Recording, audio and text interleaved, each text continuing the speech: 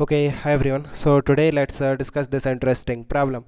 So it says equal mass of three liquids are kept in three identical cylindrical vessels A, B and C. The densities are rho A, rho B, rho C. With this relation given, the force on the base will be fine. So हमें तीन identical cylindrical vessels दे रखे हैं something like this. ये vessel A है, यहाँ पे vessel B है and यहाँ पर वेसल सी है.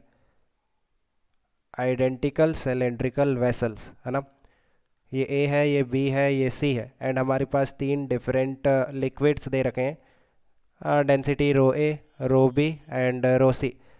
एंड हम इक्वल मास पोर करते हैं समथिंग लाइक दिस. आप देखो ये जो सिलेंडर ए है इसमें जो लिक्विड होगा उसका मास स्मॉल एम होगा और उसकी डेंसिटी रो ए होगी.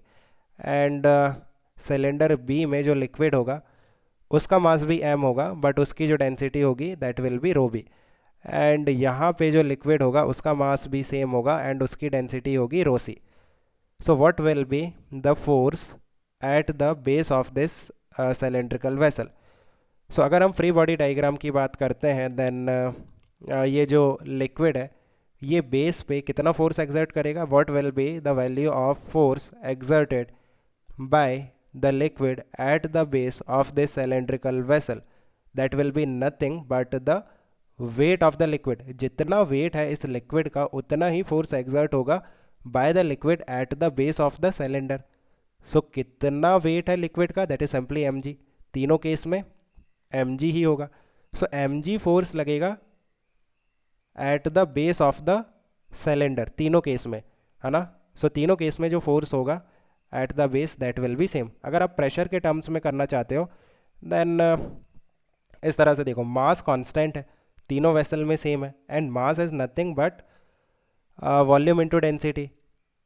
एंड वॉल्यूम को हम क्या लिख सकते हैं, वॉल्यूम को लिख सकते हैं cross sectional area into height है ना. इस तरह से देखो. सो मास तीनों वेसल में सेम है, क्रॉस सेक्शनल एरिया जो बेस का एरिया है वो भी तीनों के लिए सेम होगा बिकॉज तीनों मीन्स जो सिलेंडर है वो आइडेंटिकल है. सो जो बेस एरिया होगा वो सभी का सेम होगा. So we can say M upon A this will be constant for that will be same for all the three vessels.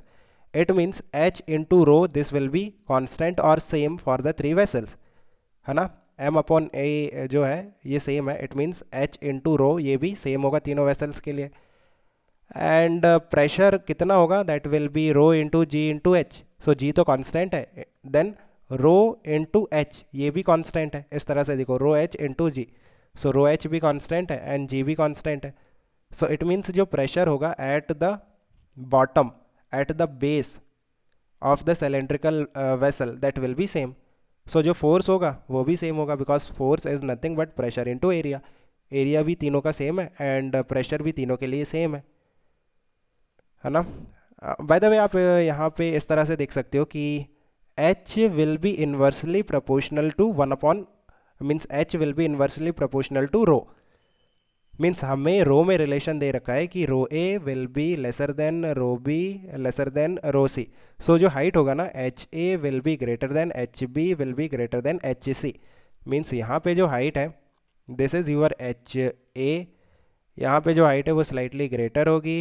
ये होगा आपका let me check H A will be highest. So यहाँ पे जो height होगी ना liquid की वो कम होगी. इस तरह से यहाँ पे आपका एच बी होगा और यहाँ पे जो हाइट होगी वो मिनिमम होगी सच दैट कि जो प्रेशर है at the base of the three cylindrical vessels वो सेम होगा.